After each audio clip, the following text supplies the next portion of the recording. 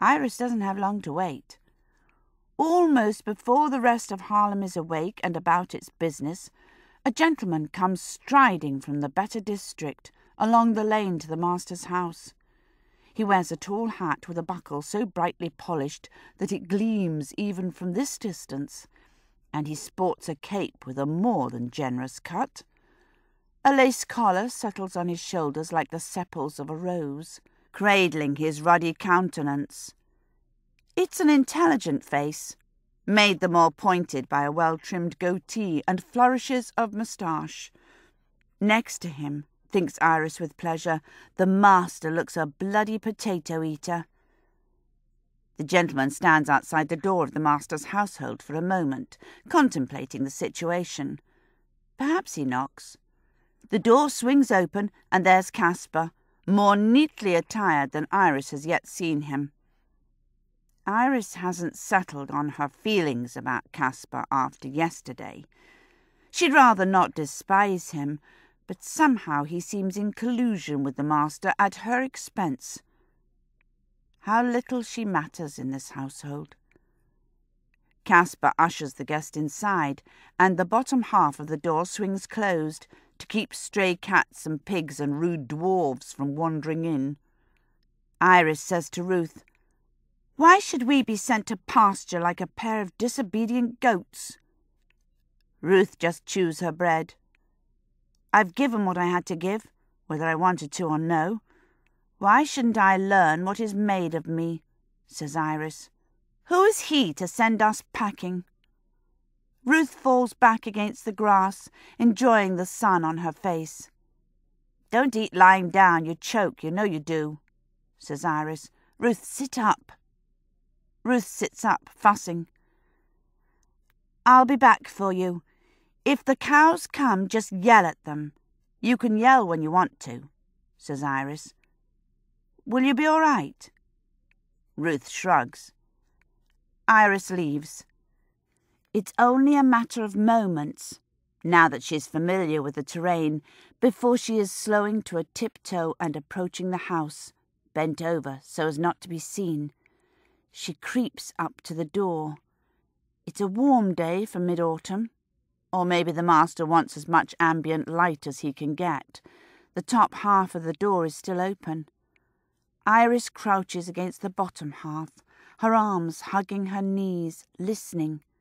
The front studio is just inside, and the master is issuing his thoughts in a public voice. Bravado, thinks Iris, but it doesn't really disguise his fear. She's pleased at his discomfiture. Still, she'd rather he be a dead slug on the floor. She listens and tries to sort out the occasion. Apparently, the visitor is looking at paintings.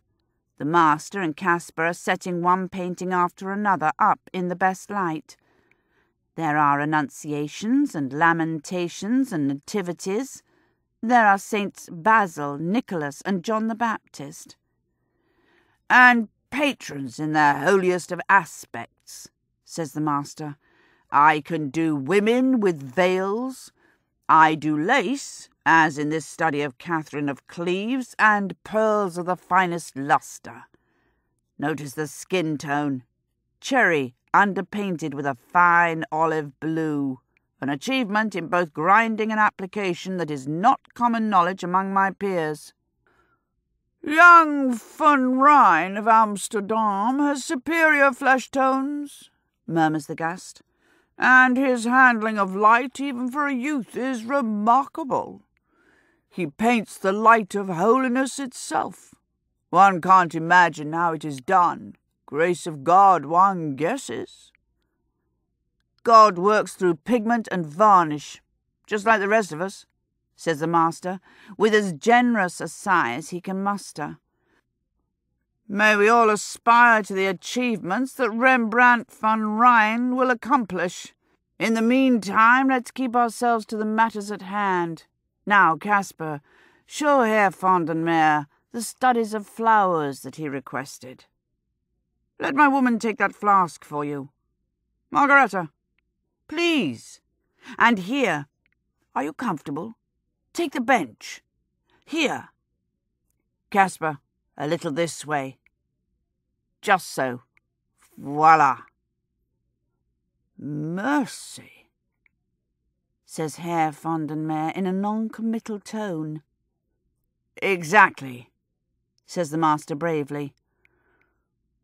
One can hardly attend to the flowers, says Herr von den Meer. Who is the unfortunate child? Is she a composite from your wicked imagination?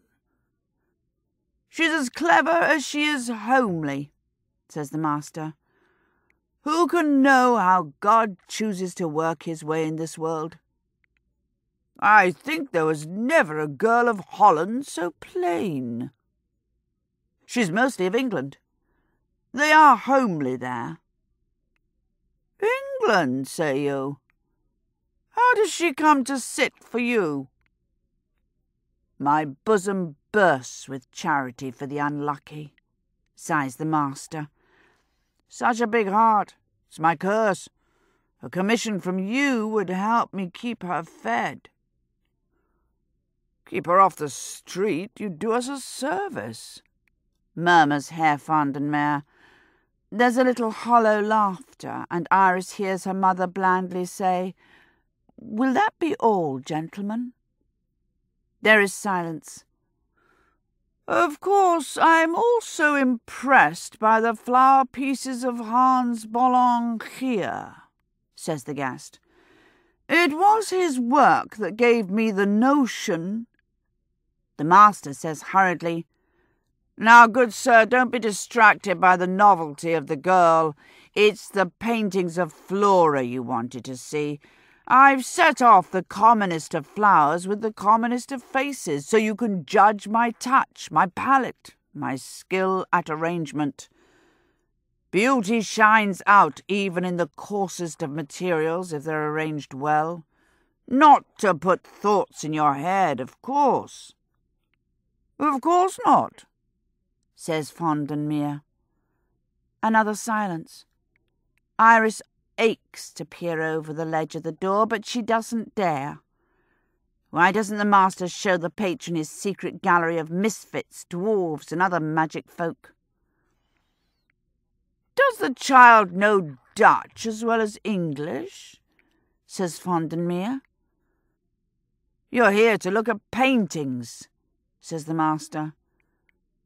She does, sir, she does, interrupts Margareta. I am her mother. And I am here to look at paintings, says von den Meer. Very well. Is this painting dry enough to move in a cart? It's a fine painting, you know. It's very fine. I like what I see. You mustn't fight the tides of change so. Life needn't be so hard. There are fortunes to be made. There is slow recovery from the endless wars with Spain to be achieved. There is a place for all of us in the good times ahead, but you must not grasp with such lack of dignity at things of the past. Yes, bring the painting to my home, tomorrow, if the weather be good. Yes, says von den Meer. Bring the painting. Bring the child as well.